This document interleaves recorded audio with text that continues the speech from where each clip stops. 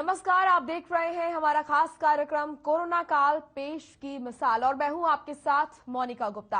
आज हम बात करेंगे हरियाणा सरकार की ओर से गणतंत्र दिवस पर प्रदेश के विकास के लिए हस्ताक्षर किए गए फैसलों पर।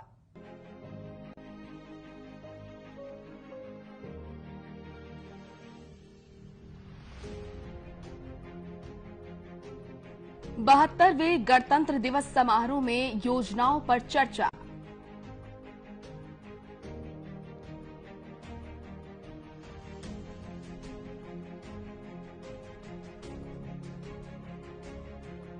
हरियाणा सरकार ने कहा, हमें जीवन जीने की आजादी है।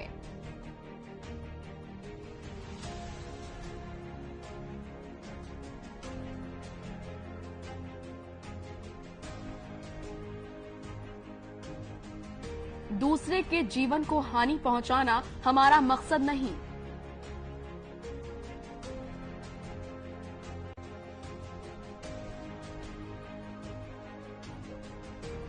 हरियाणा सरकार की ओर से अराजकता फैलाने की कोई आजादी नहीं।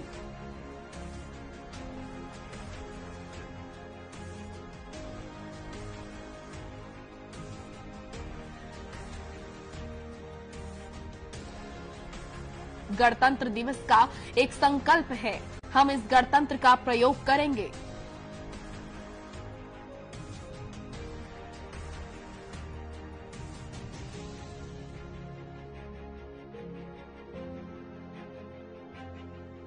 स्वतंत्रता का प्रयोग कर आजादी की ओर ध्यान दें।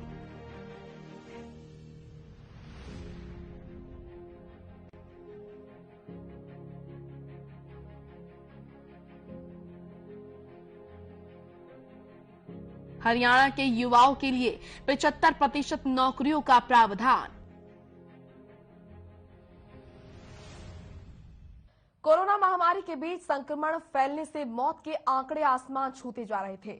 मौत का तांडव जारी था, लेकिन इस वैश्विक महामारी में हरियाणा सरकार ने हार नहीं मानी और 72वें गणतंत्र दिवस समारोह 26 जनवरी के खास मौके पर सुरक्षा को लेकर कई महत्वपूर्ण घोषणाएं की। मनोहर लाल ने गणतंत्र का महत्व बताया और स्वतंत्रता का प्रयोग सही मायने में करें, इसकी भी चर्चा की। स्वास्थ्य क्षेत्रों के साथ ही सार्वजनिक क्षेत्रों में भी बदलाव पर चर्चा की।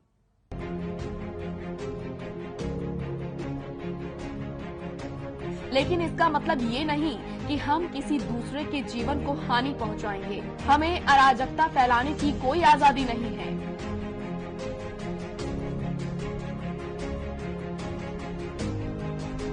हम सभी इस गणतंत्र दिवस पर एक संकल्प लें कि हम इस गणतंत्र का प्रयोग करेंगे, स्वतंत्रता का प्रयोग करेंगे, अपनी सीमाओं को ध्यान में रखेंगे। आज हम लोग अपने गणतंत्र दिवस का 72वां गणतंत्र दिवस मना रहे हैं। शिवालिक के इन वादियों में गोद में बसे पंचकुला के अंदर आज सब एकत्र हुए हैं। इस पावन अवसर पर मुझे राष्ट्र ध्वज फहराकर बड़े गर्व और गौरव का अनुभव हो रहा है। आप सभी को बहुत बहुत शुभकामनाएं, बहुत बहुत बधाई देता हूं। हमारा ये पंचकुला जिला सन 1995 में हरियाणा का 17वां जिला बना था। यह जिला, यह स्थान न केवल धार्मिक बल्कि ऐतिहासिक दृष्टि से भी बहुत महत्वपूर्ण है। हम जानते हैं कि 51 शक्तिपीठों में से एक शक्तिपीठ माता मनसा देवी शक्तिपीठ यहां विराजमान है। इसी प्रकार से पिंजौर स्थित गुरुद्वारा श्री मंजी साहब में श्री गुरु नानक देव जी व नाडा साहब गुरुद्वारा में श्री गुरु गोबिंद सिंह जी के चरण यहां पड़े थे।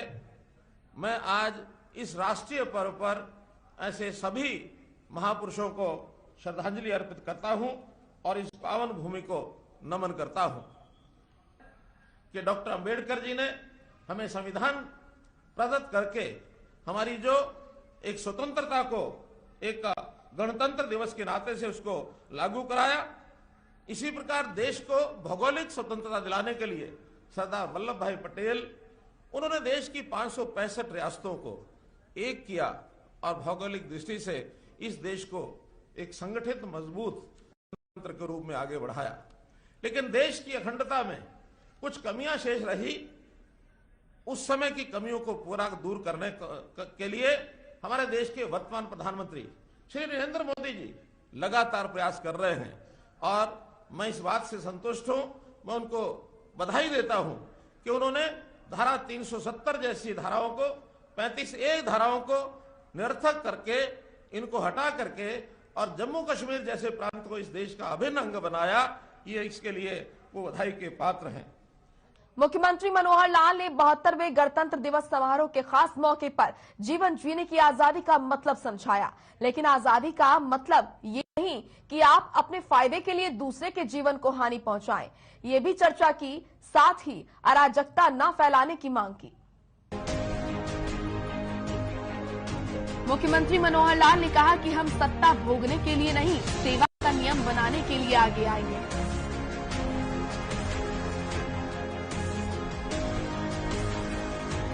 हमारी सरकार पिछले 6 वर्ष से जिस प्रकार काम कर रही है उसमें हम लगातार सफलता प्राप्त कर रहे हैं, क्योंकि हमने वक्त रहते बहुत काम किया।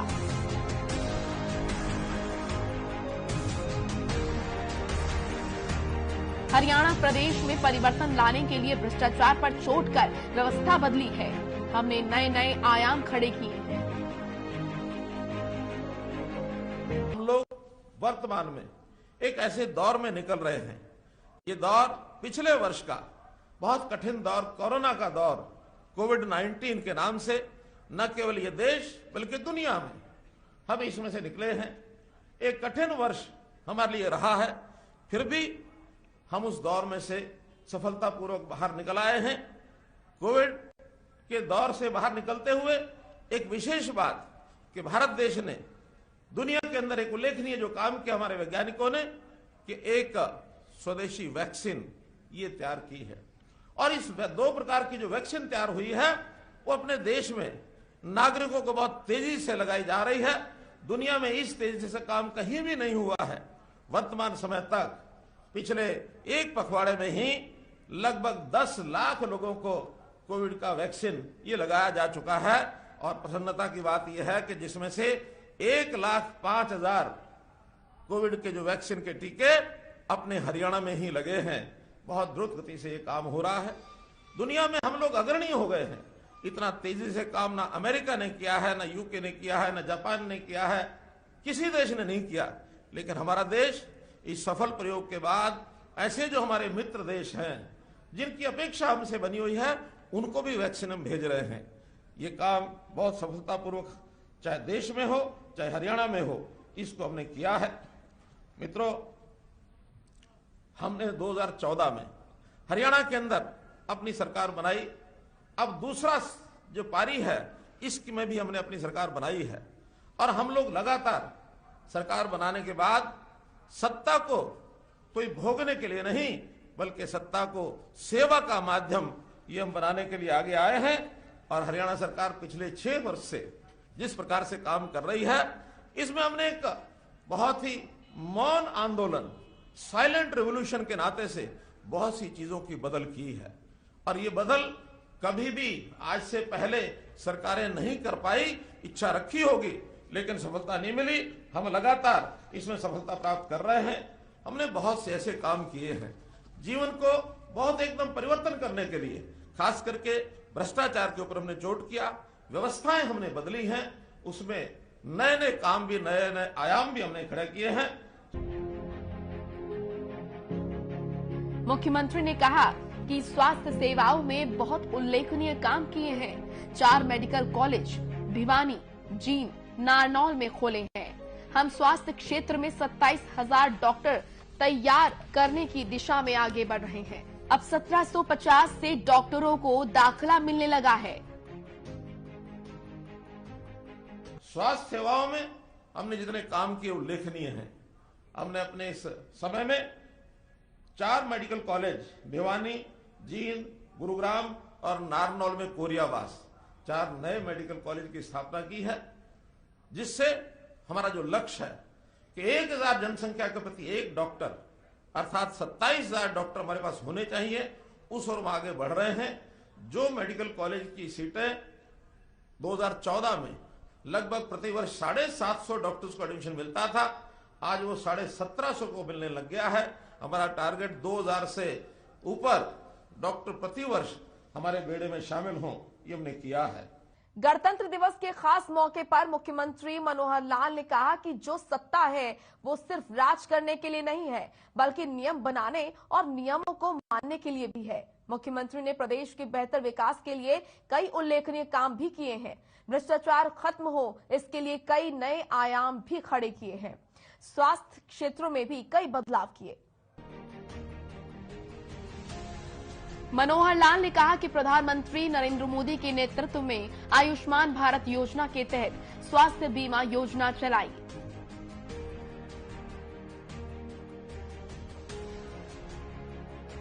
जिसमें प्रदेश में आज के वक्त में गरीबों को बहुत बड़ी सहायता मिल रही है। इसी प्रकार प्रधानमंत्री नरेंद्र मोदी जी ने आयुष्मान भारत के अंतर्गत जो योजना बनाई कि 5 लाख रुपए का हर गरीब परिवार के लिए एक जीवन बीमा, स्वास्थ्य जीवन बीमा एक प्रकार का, वो हमने कराया है। आज गरीबों को बहुत बड़े सहायता सुविधा उसमें मिल रही है। सामाजिक दृष्टि से सुरक्षा व्यवस्था भी लागू, पेंशन स्कीम भी लगातार बढ़ा रही है। कोरोना की दृष्टि में जैसी स्थिति रही हो, लेकिन हमने पेंशन में कोई कटौती नहीं की।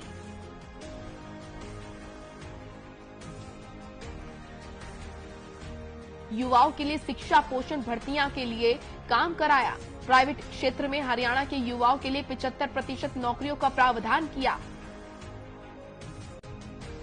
सामाजिक दृष्टि से जो हमारी सामाजिक सुरक्षा पेंशन है, उसको भी लगातार हम बढ़ा रहे हैं।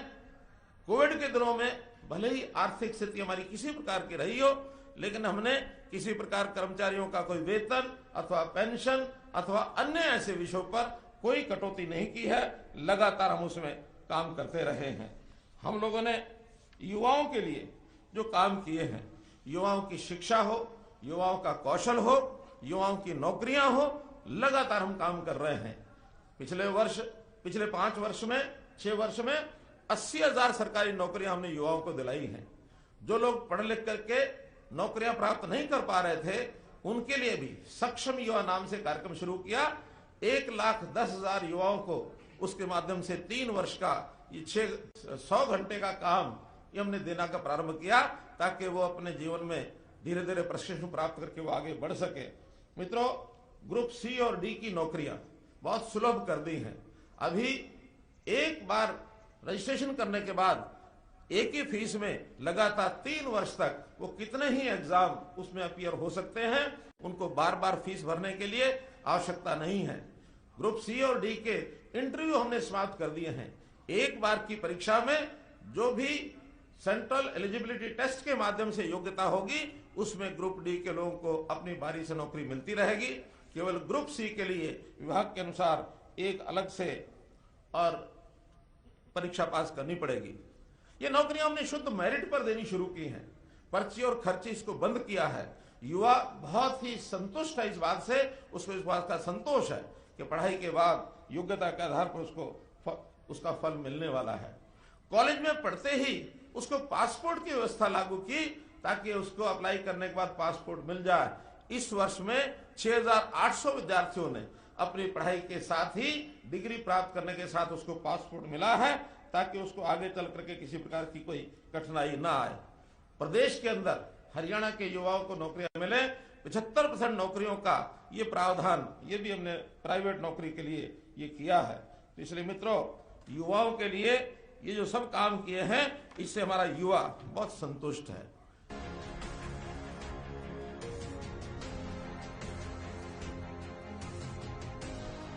उन्होंने कहा कि आने वाले वर्ष 2022 तक किसानों की आय दोगुनी करने का लक्ष्य रखा है।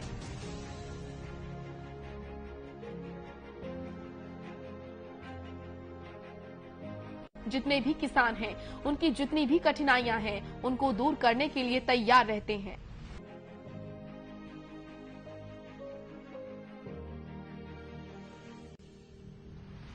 किसानों को एमएसपी का लाभ देने के लिए भी योजना बनाई गई है।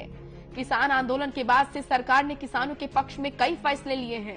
किसानों की 9 फसलें प्रदेश सरकार ने अपनी एमएसपी पर खरीदी है। सब्जियों की फसलों को किसी प्रकार की हानि होने पर उसकी भरपाई सरकार कर रही है।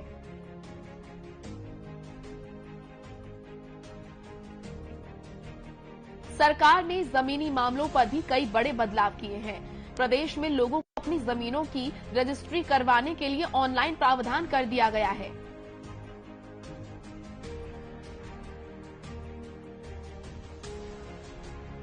किसानों की है 2022 तक हर किसान की आय डबल हो, यह हमारे प्रधानमंत्री जी का लक्ष्य है और उस लक्ष्य की ओर हम आगे बढ़ रहे हैं। इसके लिए जितनी भी उनकी कठिनाइयां हैं उनको दूर करने के लिए, चाहे खाद की हो, बीज की हो, बिक्री की हो, एमएसपी की हो, एमएसपी में 50% कम से कम लाभ उनको मिलना चाहिए। इस प्रकार की योजनाएं बनाई गई हैं। और प्रोक्योरमेंट के नाते से हरियाणा एक ऐसा प्रांत है जिसने 9 फसलें अपने एमएसपी प्रदेश सरकार की योजना से ही की है, खरीदारी की है। आसपास किसी और प्रदेश ने नहीं की है। गेहूं धान के अलावा चाहे बाजरा हो, कपास हो, चाहे मक्का हो, इन सब मूंगफली हो, मूंग हो, इस प्रकार की फसलों को भी एमएसपी पर हमने खरीदना शुरू किया है। साथ ही सब्जियों में भावांतर भरपाई योजना कि किसी प्रकार का अगर लॉस होता, घाटा होता है तो उसकी भरपाई सरकार करेगी। बीमा में जहां प्रधानमंत्री फसल बीमा योजना लागू की गई, वैसे ही मुख्यमंत्री बागवानी बीमा योजना इसको हमने लागू किया है ताकि सस्ती दरों पर, प्रीमियम पर उसको बीमा करवाने का ये मौका मिल जाए। इसी प्रकार एमएसपी यानी प्रोक्योरमेंट के बाद किसान के खाते में सीधी पेमेंट जाए, ये भी हमने लगभग 50% किसानों को इस बार सीधी पेमेंट की है। जितनी उनकी सब्सिडीज हैं, बेनिफिशियरीज जो हैं, उनको सीधा उनके खाते में डीबीटी के पैसे भेजने शुरू किए हैं। किसान को बहुत सुविधा हुई है, सहूलत हुई है। उसके खाते में लाखों रुपया जाने का जो क्रम पहली बार उसने देखा है, किसान इससे बहुत संतुष्ट है। अपनी जमीनों की रजिस्ट्रियां, ये भी एक दुविधा हमेशा बनी रहती थी और इसको हमने ऑनलाइन डिजिटल तरीके से करने के बाद, चाहे वो खेती की जमीन हो अथवा अन्य प्रॉपर्टी हो, इसकी बिक्री बहुत सुविधाजनक तरीके से की है। जो भ्रष्टाचार इन चीजों में होता था उसको हमने बंद किया है। जहां किसान क्रेडिट कार्ड की सुविधा किसान को होती है बैंक से लोन लेने में, वहीं हमने पशुधन क्रेडिट कार्ड इसकी भी सुविधा उपलब्ध कराई है। पशुधन बीमा योजना ये भी हमने कराया है ताकि पशुओं का भी ये जो उनका नुकसान होता है, लॉस होता है, उस बीमा योजना में उसको ये लाभ मिल सके। मित्रों, मेरी फसल मेरा ब्यौरा, ताकि हर किसान का एक खाता बने कि कितनी फसल उसने बोई है, कहां जाके उसको बेचनी है। कभी खराबा होता है तो उसको कंपनसेशन ठीक से मिल जाए। ये झगड़े दुनिया भर के होते हैं, उनमें से बाहर निकले। पानी की बचत, ताकि सिंचाई उन इलाकों में भी हो सके जहां अभी तक सिंचाई नहीं होती। माइक्रो इरिगेशन के नाते से वह पानी पहुंचाने का हमने काम किया है।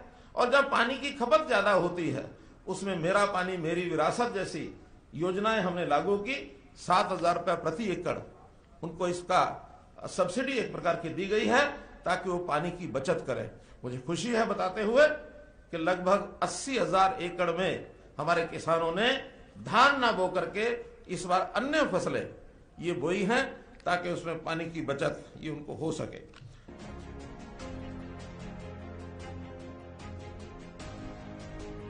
भ्रष्टाचार को खत्म करने की मुहिम भी चलाई गई है। मुख्यमंत्री मनोहर लाल ने कहा कि प्रदेश में 24 घंटे बिजली देने का वादा किया था। आज तक ये वादा कोई सरकार पूरा नहीं कर सकी।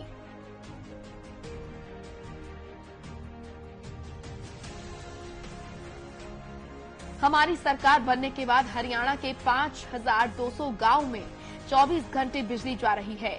1,500 गांव ऐसे हैं जिनमें 18 से 20 घंटे बिजली आ रही है। गांव में किसी भी समस्या के निवारण के लिए ग्राम सचिवालय का निर्माण करवाया गया है।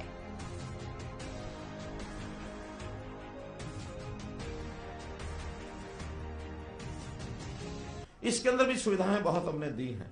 विकास के सब प्रकार के काम, चाहे वहां की गलियां हैं, नालियां हैं, पंचायतें हैं, पंचायतों को हमने शिक्षित किया है।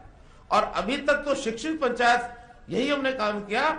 इस बार से नई पंचायतें जो आएंगी, हम न केवल शिक्षित पंचायतें बल्कि प्रशिक्षित पंचायतें, उनके ट्रेनिंग के भी प्रावधान ये हम करेंगे, ताकि इस लोकतंत्र में हमारी जो सबसे मूल इकाई है पंचायत, वो जनता को किस प्रकार से सुख पहुंचा सकती है, चाहे विकास के काम हैं, चाहे दैनंदिन कठिनाइयों को हल करने के काम हैं, हमारी पंचायतें प्रशिक्षित भी होंगी, ये हम काम करेंगे।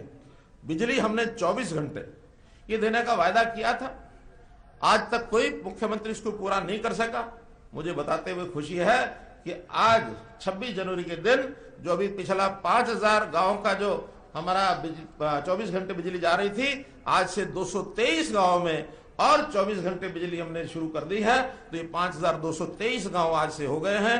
अभी 1500 गांव ऐसे हैं जहां 16 घंटे, 18 घंटे, 21 घंटे बिजली मिलती है। बहुत जल्दी उनको भी 24 घंटे की उस मुख्य धारा में हम लेकर के आएंगे।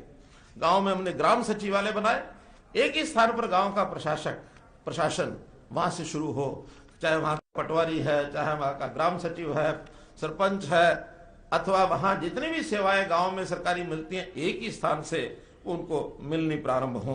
तो आपने देखा कि हरियाणा सरकार ने प्रदेश के चहुमुखी विकास के लिए कई फैसले लिए। कोरोना महामारी के बाद से हरियाणा सरकार क्षेत्रों का ब्यौरा लेकर कई योजनाएं सुनिश्चित की, राज्य में अस्पताल और बेडों का निर्माण करवाया और 72वें गणतंत्र दिवस के खास मौके पर आजादी का मतलब समझाया। युवाओं के उजागर भविष्य के लिए रोजगार में भी बदलाव किया, साथ ही किसानों के हित में भी फैसला किया। गांव में 24 घंटे बिजली की व्यवस्था करवाई ताकि समस्याओं का निपटारा किया जा सके। फिलहाल हमारे इस खास कार्यक्रम में इतना ही। मुझे दीजिए इजाजत। नमस्कार।